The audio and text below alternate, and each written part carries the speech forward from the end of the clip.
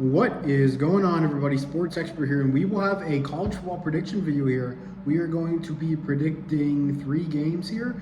All games will be on Friday night. And before we start the video, please hit the subscribe button if you're new to the channel, turn on the post notification bell, like the video, comment what you think. I would really appreciate that. So yeah, let's get started as we have 3 games, prime time for Friday night slate for the college football season on week 4. And we will start off with the Stanford Cardinal at the Syracuse Orange. So Syracuse, they're undefeated right now. They are coming off a bye, I believe. You have Kyle McCord, who's been very good this season, throwing 8 touchdowns, only 1 interception. And then you've got the Stanford Cardinal, who are also coming off a bye. They are 1-1 with a loss to TCU at home, very close game, and then a win against Cal Poly in their second game.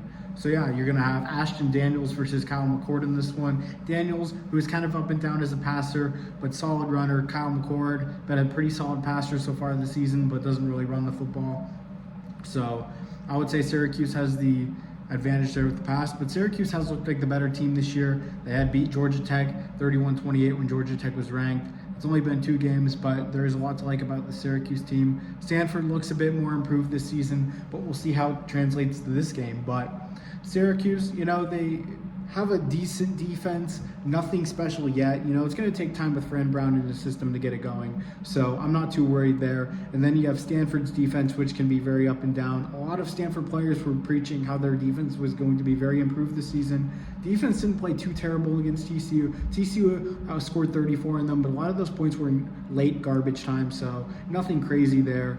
So I'm going to come out here and say I think this could be a lower scoring game than people think. It's going to come down to maybe who can run the ball better. You're going to have LaQuint Allen on the side for the Syracuse Orange, and for the Stanford Cardinal, it's kind of a committee between a few guys. It's nothing like crazy. Their run game is kind of, they had lost a lot of guys from the past couple seasons, so it's kind of up and down there for Stanford.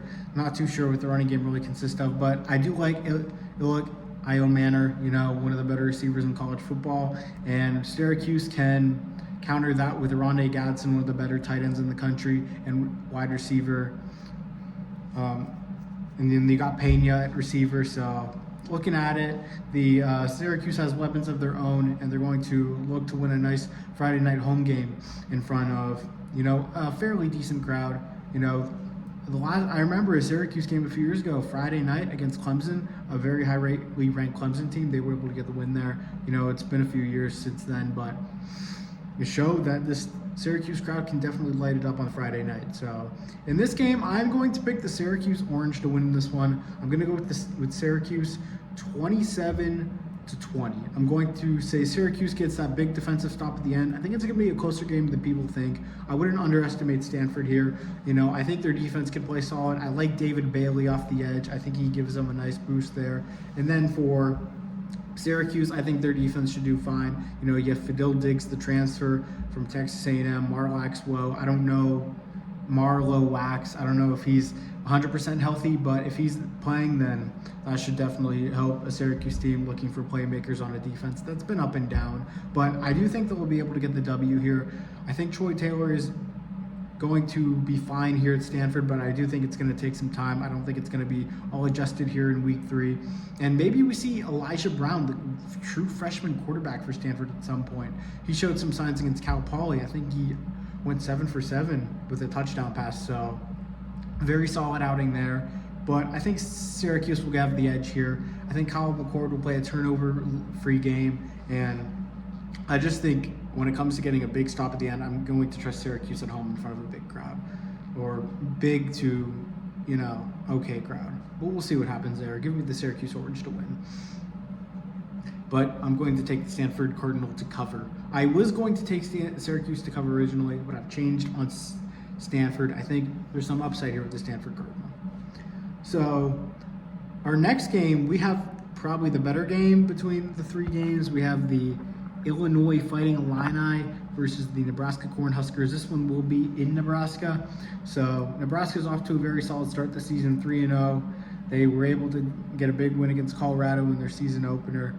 And looking at the Illinois Fighting Illini. They're off to a really good start this season. They won games against Eastern Illinois and Central Michigan at home, and then they were able to get an upset win at the time against Kansas. I'm not sure if that's an upset now because Kansas has looked pretty rough to start the season, but two very physical teams in this matchup. You got Dylan Raiola at quarterback for Nebraska, and then you got Luke Altmaier at quarterback for the Illinois Fighting Illini.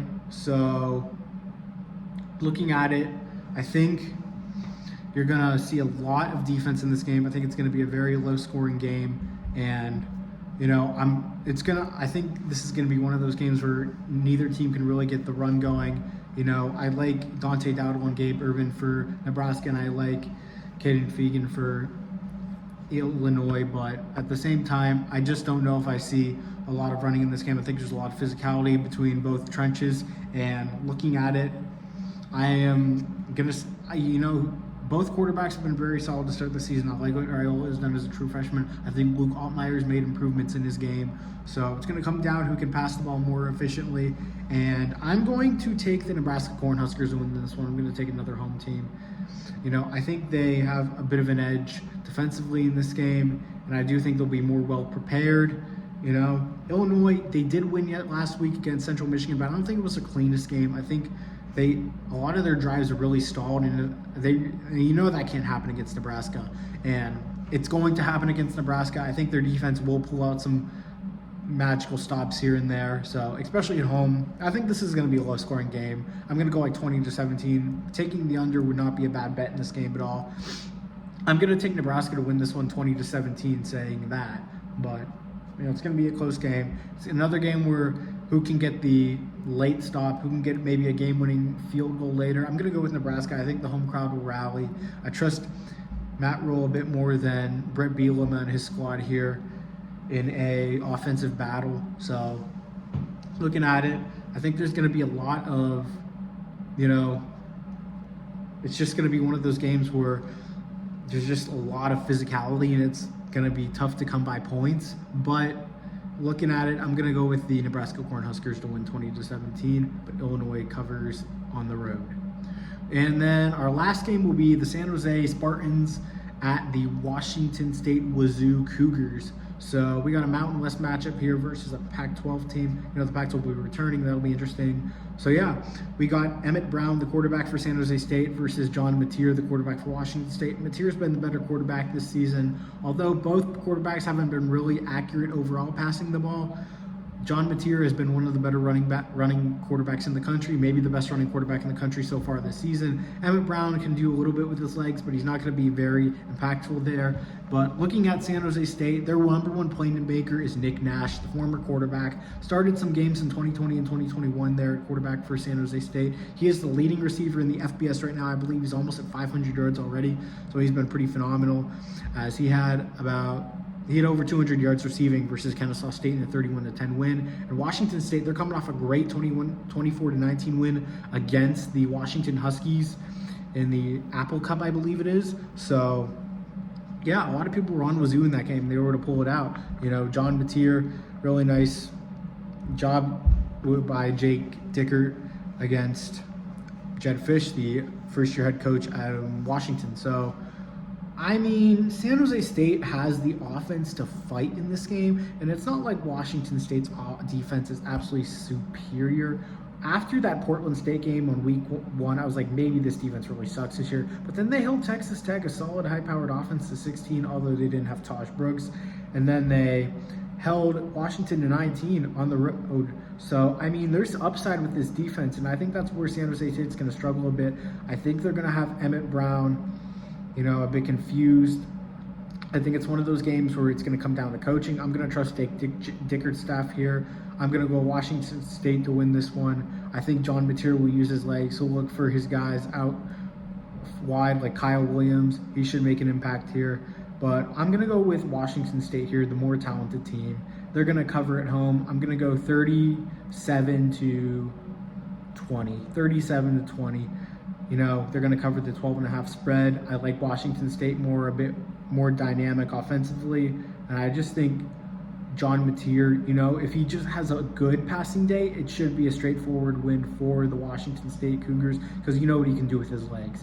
It's just going to be one of those games where they're kind of overwhelmed. Ken Niumatalolo, the first-year head coach at San Jose State, former Navy head coach, I like what he's done so far at San Jose State. They are, you know, playing solid football, but at the same time, I don't think they'll be able to stick around with a high-powered Washington State offense.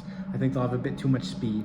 So that's what I'm going to go with there. Those are my predictions. Sports Expert here. Please hit the subscribe button if you're new to the channel. Turn on the post notification bell. Like the video. Comment what you think for more college football content. We're going to have more preview and prediction videos here and there. And yeah, so I appreciate everyone being here. Sports Expert here. I'm out, guys. Peace.